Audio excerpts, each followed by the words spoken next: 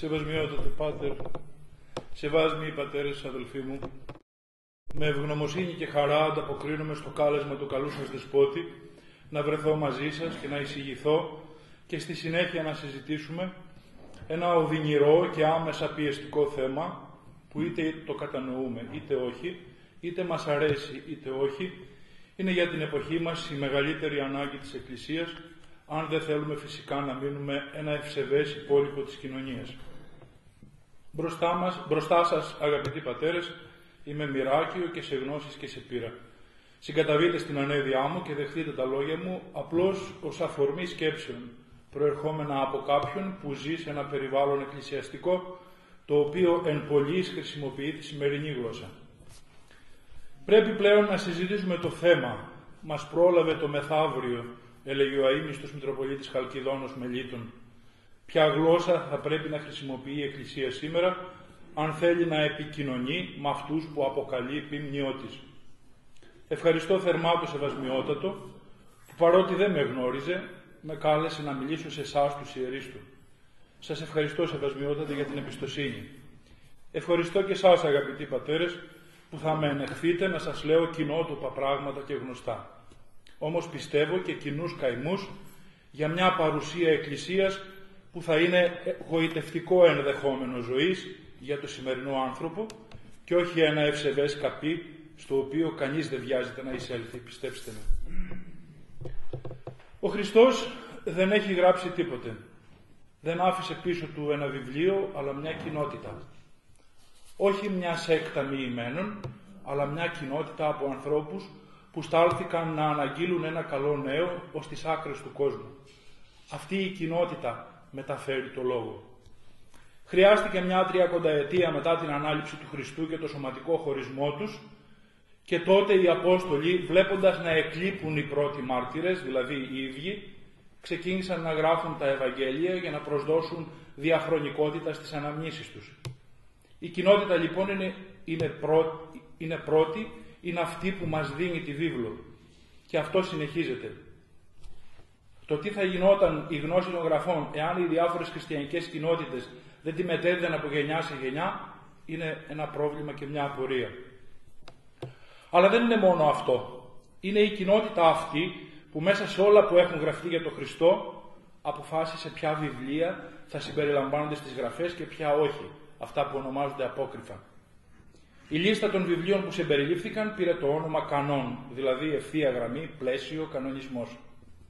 Γύρω στο 70 μετά Χριστόν και μετά την καταστροφή του εβραϊκού κράτους, διδάσκαλοι του νόμου συναντήθηκαν στην Ιάμνια, μια πόλη νότια του Τελαβίβ, και αποφάσισαν τον κανόνα της Παλαιάς Διαθήκης. Οι χριστιανοί τον υιοθέτησαν, προσθέτοντας παρόλα αυτά κάποια βιβλία προερχόμενα από την ελληνική μετάφραση της βίβλου. Για την Καινή Διαθήκη η λίστα συντάχθηκε κοπιαστικά. Την τελική της μορφή την πήρε μόλις στο τέλος του 4ου αιώνα. Το σημαντικό είναι ότι τα βιβλία που επιλέχθηκαν ήταν αυτά που οι διάφορες εκκλησίες χρησιμοποιούσαν αυθόρμητα στους εορτασμούς τους. Μέσα σε αυτά τα βιβλία οι κοινότητες αναγνώρισαν την πίστη τους και τα ονόμασαν θεόπνευστα, που σημαίνει ότι οι συγγραφείς τους τα συνέθησαν φωτισμένοι από το Πνεύμα του Θεού. Όμως θεόπνευστα, όχι υπαγορευμένα. Η Εκκλησία των Ορθοδόξων δεν δέχεται την καταγράμμα θεοπνευστία. Γράφει ο πατήρ Ιωάννης Ρωμανίδης. Αποτέλεσμα της περικαταγράμμα θεοπνευστίας διδασκαλίας ήτο ότι ενδιαφέρθηκαν οι δυτικοί να μάθουν την γνησίαν μορφήν των τριών γλωσσών του Θεού, των εβραϊκών, των ελληνικών και των λατινικών, και να εξακριβώσουν την ακριβή μορφήν της Αποκαλύψεως δια της κατοχής του αρχικού και γνησίου κειμένου της Αγίας Γραφής, διότι τάχα μόνον εις τας αρχικάς γλώσσας ομίλησεν ο Θεός εν τες γραφές εις τους ανθρώπους. Ουδέποτε ειδηνήθησαν να καταλάβουν οι διαμαρτυρόμενοι, αλλά και οι Ρωμαιοκαθολικοί, αν και απέδιδον μεγάλη σημασία στην Βουλγάτα, πως οι Ορθόδοξοι θεώρουν εξίσου θεόπνευστον μετά του εβραϊκού κειμένου και τη μετάφραση των Εβδομήκοντα. Εξ Ορθοδόξου επόψεως, εκείνο το οποίο κάμνει το κείμενο θεόπνευστον δεν είναι εαρχικέ λέξεις καθεαυτάς.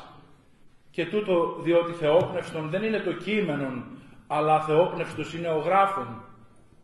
Όχι μόνο ο γράφων, αλλά και ο διαβάζων πρέπει να γνωρίζει γράμματα. Όχι μόνο ο γράφων περί μαθηματικών πρέπει να γνωρίζει μαθηματικά, αλλά και ο διαβάζων και ο ερμηνεύων τα γραφόμενα του μαθηματικού πρέπει να γνωρίζει τα μαθηματικά εξίσου. Το ίδιο ακριβώς ισχύει και δια την διακειμένων μετάδοση ιασδήποτε επιστήμης. Και δια ποιων λόγων να εξαιρείται η Αγία Γραφή? Πατήρ Ιωάννης Ρωμανίδης, Δογματική και Συμβολική Θεολογία. Στα Ευαγγέλια καταγράφεται η εμπειρία των Αποστόλων από τη σχέση τους με τον Χριστό. Η εξωτερική σχέση και η πνευματική σχέση. Αυτά όμως τα κείμενα δεν είναι ένα υπαγορευμένο τηλεγράφημα του Χριστού στους ανθρώπους, αλλά έκφραση, περιγραφή και διήγηση της προσωπικής του καθενός συγγραφέα πρόσληψης του προσώπου του Χριστού. Οι Απόστολοι συγγραφείς είναι πραγματικοί συγγραφείς που εμψυχώνονται από το Άγιο Πνεύμα. Γράφουν όμως με τη δική τους ιδιοσυγκρασία, με τη δική τους κουλτούρα, σε γλώσσες που χρησιμοποιούνται εκεί που βρίσκονται, με βάση τις ανάγκες των κοινοτήτων όπου κατοικούν. Δηλαδή, γράφουν βιβλία τοποθετημένα στο χρόνο και στο χώρο. Από το έλεος του Θεού δεν έχουμε ιερή γλώσσα. Δεν γνωρίζουμε παρά μόνο στα ελληνικά τα λόγια που ο Χριστός πρόφερε αραμαϊκά και τα ακούμε τώρα στη γλώσσα του κάθε τόπου. Επιπλέον έχουμε 4 Ευαγγέλια εντελώς διαφορετικά, ιδιαίτερα αυτό του Ιωάννη. Είναι βέβαια Ευαγγέλια του Χριστού, αλλά σύμφωνα με, όπως τα βλέπουν δηλαδή ο Ματθαίος, ο Μάρκος, ο Λουκάς και ο Ιωάννης. Για τους περισσότερους από εμάς όμως, πρέπει με ειλικρίνεια να το ομολογήσουμε, λειτουργεί μέσα μας μια πίστη που στηρίζεται περισσότερο στην εγκυρότητα ενός κειμένου, παρά και λιγότερο στην περιπέτεια της αυτοπαράδοσης στα χέρια του Χριστού μέσω της όλης διδασκαλίας της Εκκλησίας. Δεν θέλουμε να σκεφτούμε ότι σχεδόν 200 χρόνια οι κατά τόπους εκκλησίες δεν διέθεταν κανένα κείμενο παρά μόνο την προφορική παράδοση των Αποστόλων που σύστησε την τοπική τους εκκλησία. Και αυτό που τους παρεδόθη ήταν η διδασκαλία για το πρόσωπο του Χριστού. Η Γραφή δεν είναι αποκάλυψη. Είναι λόγος για την αποκάλυψη, που αποκάλυψη είναι μόνον ο Χριστός. Η ποιότητα της ζωής των μελών κάθε τοπικής εκκλησίας βεβαίωνε τους ανθρώπους, τους μη χριστιανούς, για την αλήθεια της πίστεως. Εμπιστευόντουσαν και προχωρούσαν. Προς τα πού? Προς το θάνατο, που ήταν πλέον νικημένος από τον αναστημένο Χριστό. Η χαρά της καρδίας αυτών ενέπαιζε τον θάνατο, που λέει ο Άγιος Ιγνάτιος ο Θεοφόρος, μέσα στον ίδιο κύκλο πίστεως και αυτός. Ξεκινώντας πάνω σε αυτή τη βάση και έχοντας αποσαφηνίσει μέσα μας ότι θεόπνευστα είναι όχι με την έννοια της καταγράμμα θεοπνευστίας, αλλά με την νοηματική, μόνο τα γραφικά, της γραφής δηλαδή κείμενα, αρχίζουμε να βλέπουμε με ησυχία το ενδεχόμενο και την πιθανότητα κάποιων μεταφράσεων των εν χρήση λειτουργικών κειμένων. Αρχική τοποθέτηση και διαπίστωση. Δεν μεταφράζονται ποιητικά κείμενα. Ύμνοι, κανόνες, τροπάρια, απολυτίκια δεν γίνεται να μεταφραστούν. Χρειάζονται άλλα μέτρα για κάποιο τέτοιο ενδεχόμενο. Ας μην επεκταθούμε σε αυτονόητες διευκρινήσεις και το βλέπουμε κατά τη συζήτηση. Δεν χρειάζεται να πούμε εξ αρχής ότι η προσπάθεια μεταφοράς του γλωσσικού ιδιώματος στη σημερινή ομιλουμένη δημοτική δεν είναι μια μετάφραση από κάποια γλώσσα σε άλλη γλώσσα, αλλά μια ενδογλωσσική μετάλλαξη. Συγγνώμη. Όλοι ξέρετε τους ιαμβικούς κανόνες, τους στίχους στα συναξάρια των μηναίων, τα κοντάκια ως υπόλοιπο των ύμνων του Αγίου Ρωμανού, την διαφορά γλώσσας ανάμεσα στις ευχές των μυστηρίων και της Θείας Λειτουργίας, στις σύγχρονες ακολουθίες, δηλαδή από τα ομηρικά, την κοινή ελληνική, τα ιδιότυπα του Βυζαντινού Μεσαίωνα, μέχρι και σήμερα όλοι οι γλωσσικοί τύποι χωράνε στην Εκκλησία και καλώς. Αυτά δείχνουν την ελευθερία της Εκκλησίας να έχει διαχρονικά ελεύθερο το θέμα της επιλογής από τις τοπικές εκκλησίες της γλωσσικής μορφής της λατρείας. Γιατί λοιπόν όχι και στο σημερινό γλωσσικό ιδίωμα? Οι Εβραίοι όταν πια δεν καταλάβαιναν το μασωρητικό κείμενο, το μετέφρασαν στα τότε ομιλούμενα από αυτούς ελληνικά, μετάφραση των Εβδομήκοντα. και το γεγονός το γιόρταζαν κάθε χρόνο στο νησί που ονομάζεται Φάρος, μπροστά από την Αλεξάνδρεια, με τριήμερες γιορτές, όπως λέει ο Ιουδαίος Φίλων. Για τη Δυτική Εκκλησία υπήρξαν πολλές λατινικές μεταφράσεις, με κατάληξη τη γνωστή Βουλγκάτα, που σημαίνει λαϊκή μετάφραση. Για την Ανατολική Εκκλησία το θέμα των μεταφράσεων σε άλλες γλώσσες το προώθησε ο Άγιος Ιωάννης ο Χρυσόστομος στα αρμενικά και χαλδαϊκά και οι Άγιοι Κύριλλος και Μεθόδιος στα σλαβωνικά, φτιάχνοντας και γραμματικοσυντακτικά τη γλώσσα αυτή και ξεπερνώντας τις τυχόν παραδοσιακές εντός εισαγωγικών αντιρρήσεις των τριγλωσσιτών του Πατριαρχείου της Ρώμης. Καμία θεολογική βάση και κανένα κανονικό έρισμα δεν έχει η αντίρρηση στις μεταφράσεις. Η Εκκλησία του Χριστού, από τις φανερός έως τις εν χρόνο, χρησιμοποιεί τα τοπικά γλωσσικά ιδιώματα. Ο Άγιος Γρηγόριος ο Νήσης εμπέζει τον αιρετικό ευνόμιο και τους οπαδούς του ευνομιανούς που είχαν αντιλήψεις ανάλογες με κάποιους σημερινούς για η ιερότητα της γλώσσας. Γράφει ο Άγιος Γρηγόριος ο Νήσης: ούτε τα εβραϊκά είναι η γλώσσα του Θεού, ούτε κάποιο άλλο γλωσσικό ιδίωμα των ιδωλολατρικών λαών. Τα λόγια του Θεού που γράφτηκαν από τον Μωυσή ή τους προφήτες δεν είναι παρά η φανέρωση του θελήματος του Θεού. Συνεχίζει στο ίδιο κείμενο. Ο Μωυσής γεννήθηκε πολλά χρόνια μετά την πυργοποιία της Βαβέλ και χρησιμοποιεί μία από τις γλώσσες που προέκυψαν μετά τη Βαβέλ για να μας διηγηθεί περιγραφικά την κοσμογένεση. Βάζει το Θεό να χρησιμοποιεί ως γλώσσα αυτή στην οποία είχε εκπαιδευτεί ο ίδιος ο Μωυσής και την είχε συνηθίσει. Δεν αλλοιώνει τη γλώσσα του Θεού ότι δήθεν η γλώσσα του Θεού έχει κάποιο εντελώς ιδιότυπο και παράξενο φωνητικό χαρακτήρα, ώστε με κάτι περίεργες όσον αφορά τα συνηθισμένα διαφορετικές λέξεις να παριστάνει ότι είναι η φωνή παύλα γλώσσα του Θεού. Με την ίδια συνηθισμένη γλώσσα περιγράφει και τα σχετικά με τον άνθρωπο και τα σχετικά με τον Θεό.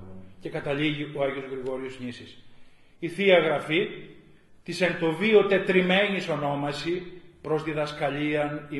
προς διδασκαλίαν ημίν συγκέφτρεται. Δηλαδή η Αγία Γραφή χρησιμοποιεί εξίσου για διδασκαλία μας τις λέξεις που χρησιμοποιούμε στην καθημερινή ζωή και πράξη. Παρηγοριά από το Θεό σημαίνει στα εβραϊκά το όνομα ενός από τους ενδοξότερους διοικητές των Εβραίων, του Νεεμία, 433 π.Χ. Άνθρωπος του Θεού με ικανότητες και προσόντα και βασική αρχή του την αγάπη του Θεού.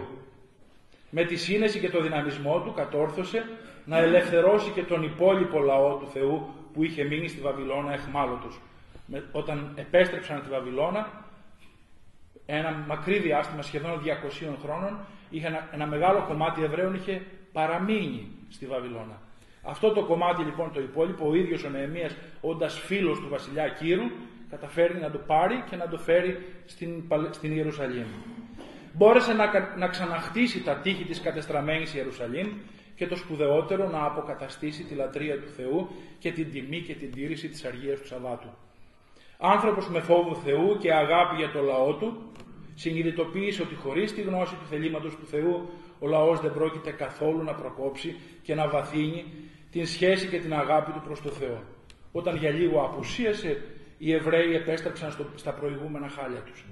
Επειδή λοιπόν ο λαός μετά από 200 χρόνια συνήκησε με τους Ασσυρίους και τους Πέρσες μιλούσε πλέον αραμαϊκά και δεν κατανοούσε τη γλώσσα των γραφών, καθιέρωσε τη μετάφραση των κειμένων στη γλώσσα του λαού. Είμαστε πριν από τη μετάφραση των 70. Ας ακούσουμε το ίδιο το κείμενο της Γραφής να μας διηγείται το θέμα. Στο κεφάλαιο 8 του βιβλίου Νεεμίας και ειδικότερα στους στίχους 5 έως 12, ο Έσδρας διαβάζει τον νόμο στο λαό. Διαβάζω το κείμενο από τη Γραφή. Έτσι όπως στεκόταν ο Έσδρας ψηλότερα από όλο το λαό, άνοιξε το βιβλίο μπροστά τους και όταν το άνοιξε σηκώθηκαν όλοι όρθιοι. Τότε ο Έσδρας δόξασε τον Κύριο, τον μεγάλο Θεό, και όλος ο λαός απάντησε αμήν, αμήν, υψώνοντας τα χέρια. Ύστερα έσκυψαν τα κεφάλια τους και προσκύνησαν τον Κύριο με το πρόσωπο στη γη. Μετά σηκώθηκαν και οι Λεβίτες, οι Ιησούς, Βανί, Σερεβίας, οι Αμεΐν, Ακούβ, Σαβεθάη, Οδίας, Μασεΐας, Κελιτά, Αζαρίας, Ιωζαβάδ, Ανανίας και Πελαΐας, τους εξηγούσαν τον νόμο. Κανένας δεν κουνήθηκε από τη θέση του. Τους έκαναν προφορική μετάφραση του νόμου του Θεού και τους εξηγούσαν για να καταλαβαίνει όλος ο λαός τι τους διάβαζαν. Ο κυβερνήτης Νεεμίας και ο Έσδρας, ιερέας και γνώστης του νόμου, καθώς και οι Λεβίτες που εξηγούσαν το κείμενο, είπαν στο λαό: η μέρα αυτή είναι αφιερωμένη στον Κύριο το Θεό μας. Δεν είναι ώρα λοιπόν για κλάματα και πένθη, γιατί ο λαός έκλαιγε ακούγοντας να διαβάζεται ο νόμος στη γλώσσα του. Ο Νεεμίας είπε ακόμη: πηγαίνετε στα σπίτια σας, φάτε από τα πιο εκλεκτά φαγητά, πιείτε κρασί και στείλτε φαγητό σε όποιον δεν έχει τίποτε να ετοιμάσει. Η σημερινή μέρα είναι αφιερωμένη στον Κύριο. Μη στεναχωριέστε, γιατί η χαρά που δίνει ο Κύριος είναι η δύναμή σας. Το ίδιο και οι Λεβίτες καθησύχαζαν το λαό, λέγοντάς τους: ηρεμήστε και μη στεναχωριέστε, η σημερινή μέρα είναι αφιερωμένη στον Κύριο. Έτσι όλος ο λαός έφαγε και πήγαν στα σπίτια τους να φάνε και να πιούν. Έφυγε και πήγαν στο σπίτι τους να φάνε και να πιούν. Έστειλαν και μερίδες φαγητού σε εκείνους που δεν είχαν να ετοιμάσουν τίποτα και πανηγύρισαν τη μεγάλη γιορτή, γιατί είχαν καταλάβει τα λόγια που τους εξηγήθηκαν. Και καταλήγει το βιβλίο, λέγοντας ο Νεεμίας στο Θεό: θυμίσουμε, Θεέ μου, επίσης και γι' αυτό και σπλαχνίσουμε, αφού τόσο μεγάλη είναι η αγάπη σου. Τι έξοχα όλα αυτά και τι απελπισία η σημερινή πραγματικότητα, που στενόκαρδα επιμένει σε τύπους και μορφές και όχι στην ουσία της σχέσεως με τον Θεό, που είναι η ολοκάρδια αλλαγή και η λατρεία του εξ όλης ψυχής και διανοίας και καρδίας και χειλαίων. Τι λογική και ελεύθερη τότε και πόσο στενόκαρδη και κοντόθωρη σήμερα η θεολογία μας.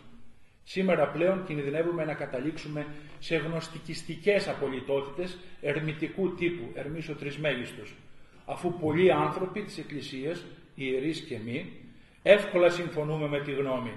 Διαβάζω ερμητικό κείμενο. Δεν διατηρούν το ίδιο νόημα τα ονόματα όταν μεταφραστούν σε άλλη γλώσσα. Υπάρχουν σε μερικά έθνη κάποια ιδιώματα, τα οποία δεν είναι δυνατόν να μεταφραστούν, φανερωθούν σε άλλη εθνική γλώσσα. Ακόμα και αν μπορέσουμε να τα ερμηνεύσουμε, δεν θα συνεχίσουν να έχουν την ίδια δύναμη. Αυτό είναι κείμενο από τον Ιάμβλιχο και τον Ερμή τον Τρισμέγιστο. Μια μαγική γραμματεία δηλαδή της ελληνιστικής εποχής.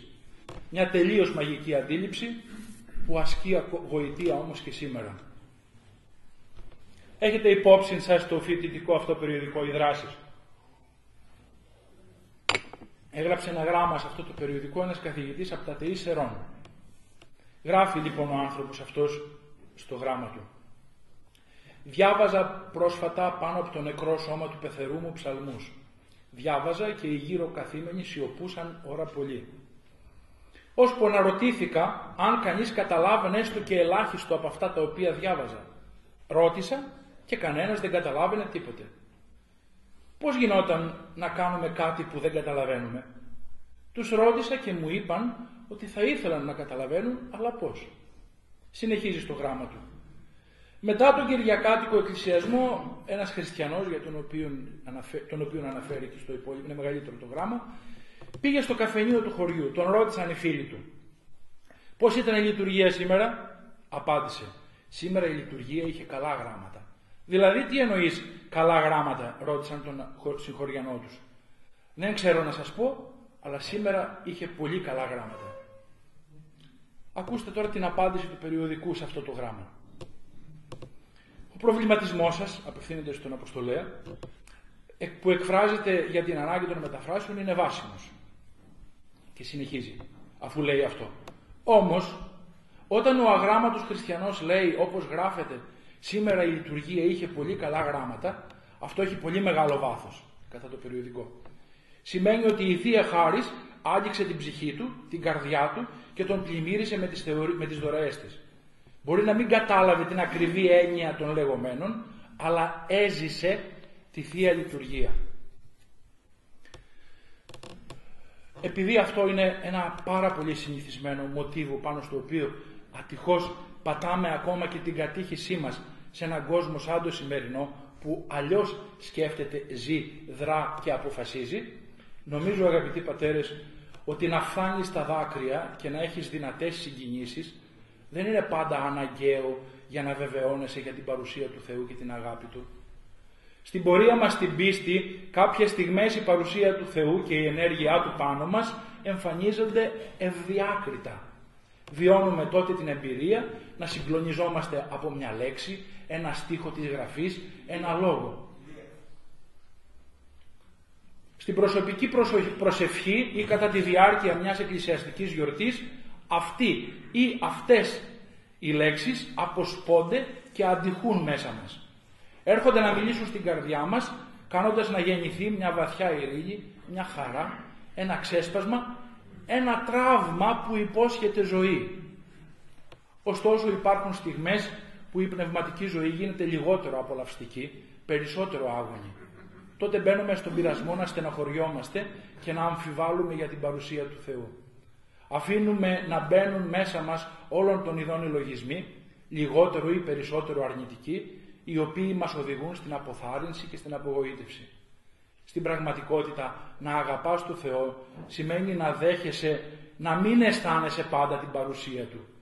Αντί να αρεσκόμαστε σε μια συμπεριφορά κακομαθημένου παιδιού που απαιτεί αδιάκοπα νέες αποδείξεις αγάπης, νέες ικανοποιήσεις, νέα φώτα για να προχωράει και μαθαίνουμε να μπαίνουμε σε μια πιο μεγάλη δωρεά, σε μια πιο βαθιά εμπιστοσύνη.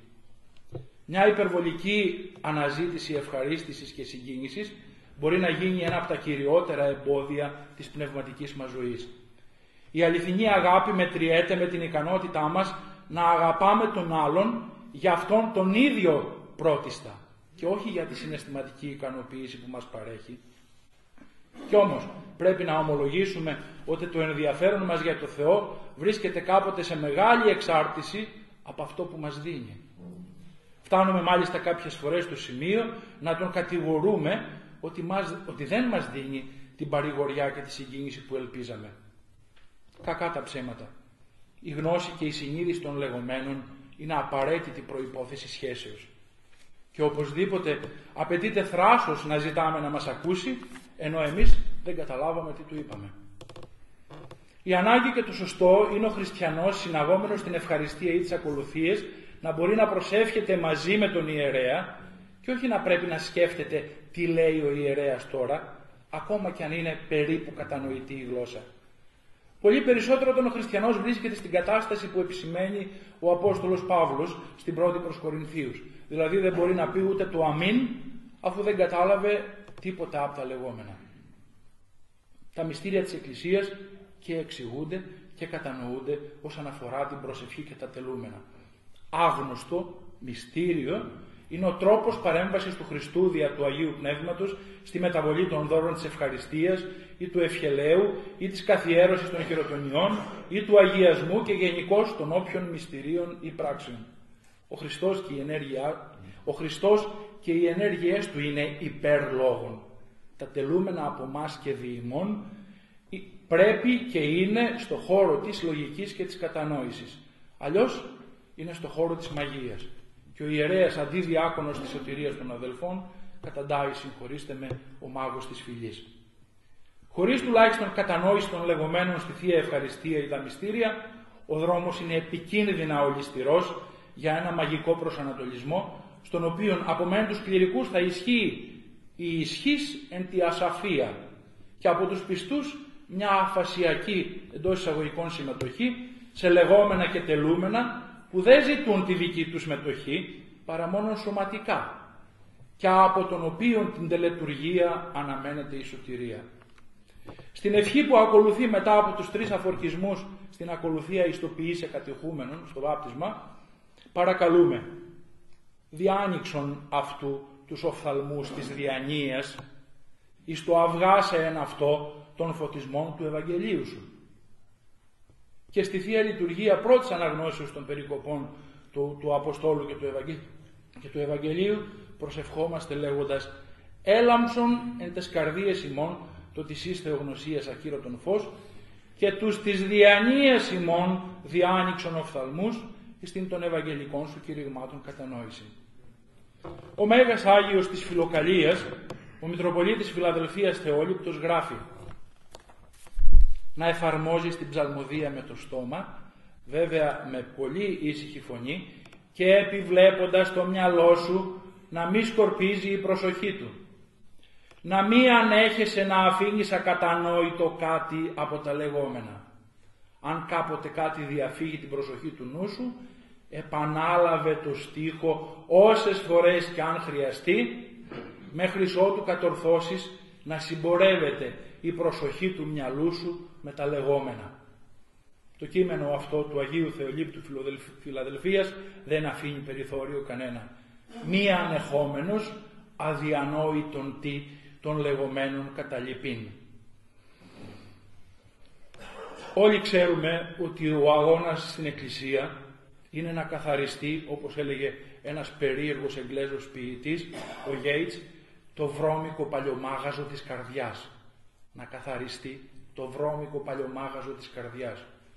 Και με την ευχαριστία και με τα μυστήρια, το επιδιωκόμενο είναι ο χριστιανός να ακούσει το χτύπο του Χριστού στην πόρτα της καρδιάς του και να του ανοίξει. Τότε εκείνος εισελεύσεται προς Αυτόν και διπνήσει μετά αυτού, λέει στο 3ο κεφάλαιο της Αποκαλύψεως. Αυτό είναι το σκοπούμενο της ανάγκης των μεταφράσεων. Αυτή τη στιγμή το χτύπημα του Χριστού μέσα στα σημερινά δεδομένα, στην πόρτα της καρδιάς του καθενός μας, ατυχώς τεχνικά δεν μπορεί να γίνει ακουστό. Η δόξα της Εκκλησίας μας στον 20ο αιώνα, ο Άγιος Νεκτάριος, στη 16η επιστολή του στις μοναχές του μοναστηριού του γράφει: «Θέλω οι λόγοι να ομιλώσουν στην καρδία σας. Θέλω να μην εκτελείτε τύπον προσευχής, αλλά λατρείαν. Διότι η καρδία εκ της λατρείας ικανοποιείται και ουχή εκ των τύπων.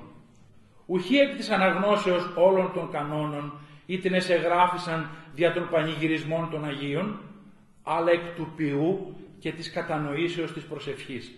Επιθυμώ να με εννοείτε τι λέγω».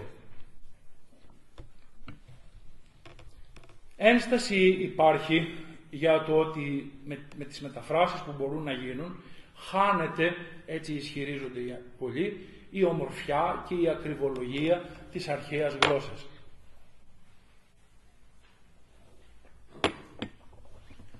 Αυτό το επιχείρημα μοιάζει με εκείνο κάποιων αρχαίων αιρετικών που θεωρούσαν τον τρόπο της γέννησης του Χριστού δια της φυσικής ανθρωπίνης οδού ως πράγμα ακαλές, χωρίς ομορφιά. Κατά αναλογία, κάποιοι θεωρούν τη χρήση της καθημερινής γλώσσας απαράδεκτη για την ομορφιά της Θείας Λειτουργίας, ξεχνώντας ότι πάσα η δόξα της θυγατρός του Βασιλέως έσωθεν. Δεν είναι η γλωσσική μορφή το ουσιώδες, η γλώσσα είναι το περιτύλιγμα. Άραγε δεν θα ειδωλολατρεί η Εκκλησία του Χριστού θεοποιώντας ένα γλωσσικό σχήμα, αφού στη δική μας Εκκλησία δεν υπήρξαν ποτέ διδασκαλίες για ιερές γλώσσες? Δεν είναι το κάλος της γλώσσας ο λόγος που χρησιμοποιήθηκαν τα ελληνικά, αλλά η διάδοσή τους απ' άκρου εις άκρουν του τότε σχεδόν κόσμου τα έκανε χρήσιμα για τη διάδοση του Ευαγγελίου. Αν άλλη γλώσσα ήταν διαδεδομένη και μιλιόταν, θα γινόταν χρήση εκείνης ως επικρατούσης γλώσσης. Η ποιητική δυναμική και η ακριβολογία της γλώσσας, που λένε μερικοί πιο κουλτουριάριδες, είναι μεγάλο και σπουδαίο θέμα και όποιος το αγνοεί λαθεύει. Αλλά όμως δεν μπορεί να είναι προαπαιτούμενο για τη σχέση κάποιου με τον Χριστό και την Εκκλησία. Μακάρι να γινόταν να συνδυαστούν. Σήμερα όμως, σε μια εποχή φασιστικής απλοποίησης των πάντων, είναι εξωπραγματικό να πιστεύουμε ότι μπορούν να συνδυαστούν. Και τελικά να κλείνουμε το δρόμο προς το Χριστό στους περισσότερους δια την παράδοση ημών. Άλλη ένσταση είναι ότι η γλώσσα είναι πλέον καθιερωμένη παράδοση της Εκκλησίας και δεν επιτρέπεται αλλαγή, αφού εξαγιάστηκε από τη χρήση αιώνων. Όμως, όπως είπαμε και πιο πριν, είναι θεολογική τραγωδία να μην έχουμε ξεκάθαρο μέσα μας ότι παράδοση είναι ο Χριστός και η διδασκαλία της σωτηρίας των ανθρώπων και κανένα καιρικό σχήμα. Αποκάλυψη είναι ο Χριστός. Συνεπώς, τα βιβλικά κείμενα έχουν αξία σε όποια γλώσσα, επειδή είναι λόγος για την αποκάλυψη Χριστό. Κάθε τι που εμποδίζει τη γνωριμία με τον Χριστό πρέπει να αέρεται για να γίνεται ευκολότερος και καθαρός από εμπόδια ο δρόμος προς Αυτόν για τους χριστιανούς. Άλλωστε ο Χριστός δεν ήρθε να εξαγιάσει πολιτιστικά εκδηλώματα και αυτό μας το έδειξε με τη στάση του για τις παραδόσεις των Εβραίων. Το 7ο κεφάλαιο του κατά Μάρκον είναι περιγραφή ακριβώς αυτών που λέω τώρα. Και όπως διασαφηνίζει για δική μας χρήση ένα σύγχρονος Άγιος, ο Όσιος Σιλουανός ο Αθωνίτης, κείμενο δικό του, και αν υποτεθεί πως για τον α ή β λόγο ή αιτία η Εκκλησία έχανε όλα τα βιβλία της, δηλαδή την Παλαιά και την Καινή Διαθήκη, τα έργα των πατέρων και τα λειτουργικά βιβλία, τότε θα αποκαταστούσε την Αγία Γραφή, έστω όχι με τις ίδιες λέξεις, έστω σε άλλη γλώσσα, αλλά πάντως θα την αποκαθιστούσε. Για να μην θυμηθούμε προκειμένου για την επισήμανση του Αγίου Ιερομάρτυρα Κυπριανού όσον αφορά την παράδοση, ο οποίος μαρτύρησε το 258 μετά Χριστόν, ότι η επίκληση της αρχαιότητας μιας παραδόσεως ως στοιχείο γνησιότητος δεν είναι απαραίτητος τεκμήριο γνησιότητος. Μπορεί να είναι χρονία πλάνη. Η ένσταση για το ότι την εποχή της τουρκοκρατίας, που ήταν εποχή άγνοιας και σκοταδιού, δεν χρειάστηκε αλλαγή της γλώσσας και συνεπώς ούτε και σήμερα, νομίζω ότι είναι απλώς εξωπραγματική. Η τουρκοκρατία έχει τα δικά της δεδομένα και οι κοινότητες των Ρωμιών τότε είναι κολεκτιβιστικές. Έχουν σχήμα κοινότητος, αλλά ουσιαστικά τα πρόσωπα υπάρχουν μόνον ως υπηρέτες της συντήρησης της κολεκτιβιστικής κοινότητας. Έξω από το μαντρί, το πρόβατο το έτρωγε ο λύκος. Η Εκκλησία του Χριστού όμως δεν φιλοδοξεί να είναι μαντρί. Τότε ίσως χρειαζόταν να είναι. Τώρα και να θέλει δεν γίνεται. Τότε οι άνθρωποι υπήρχαν επειδή υπήρχε η κοινότητα. Σήμερα είμαστε στο εντελώς αντίθετο σχήμα της αυτονομίας. Ο καθένας είναι μόνος του. Ούτε καν τη συνειδητής ενοριακής σχέσεως και για τους χριστιανούς.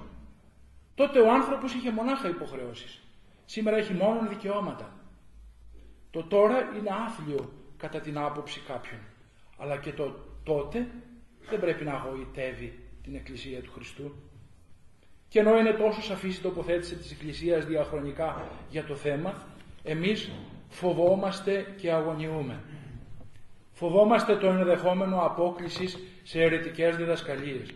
Φοβόμαστε το ενδεχόμενο αλλίωσης της πίστης. Φοβόμαστε υπαρκτούς και ανύπαρκτους κινδύνους. Αντί να φοβόμαστε για την πνευματική μας κατάσταση και πορεία, φοβόμαστε για την Εκκλησία. Όμως όχι, δεν κινδυνεύει ούτε το δόγμα ούτε η πίστη. Είναι αποσαφηνισμένα, συγκεκριμένα και περιγράφονται στους όρους και στους κανόνες της Εκκλησίας, στους όρους των συνόδων και στους κανόνες της Εκκλησίας. Την πίστη της Εκκλησίας πρέπει να μετοχετεύσουμε στους χριστιανούς μας, που ακατήχητοι δεν ξέρουν κατά κυριολεξίαν τι Θεό λατρεύουν. Τους βαφτίσαμε πριν τους κατηχήσουμε και τώρα έντρομοι εμείς οι κληρικοί τρέχουμε μήπως και μπορέσουμε να τους διδάξουμε τα στοιχεία της πίστεως, όχι την ακρίβεια. Σε ποια γλώσσα όμως? Ο Άγιος Κύριλλος Ιεροσολύμων έκανε κατηχήσεις στην ίδια γλώσσα στην οποία και λειτουργούσε. Εμείς σε άλλη λειτουργούμε και σε άλλη διδάσκουμε, κήρυγμα κατήχηση.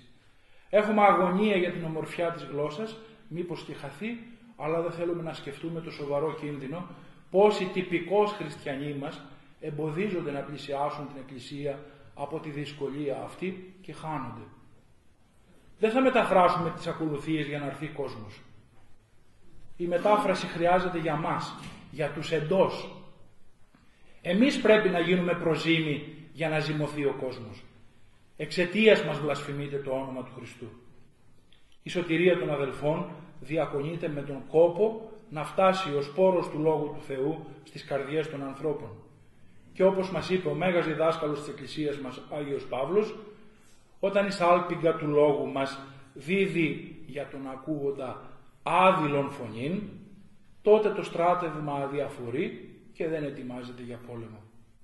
Και τελειώνω, πατέρες, με ένα εκπληκτικό κομμάτι από το λόγο του Αγίου Βασιλείου «Εν λιμώ και αυχμό». Λέει ο Άγιος Βασίλειος: «Τι ποιότητα έχουν η προσευχή μας και η δέησής μας?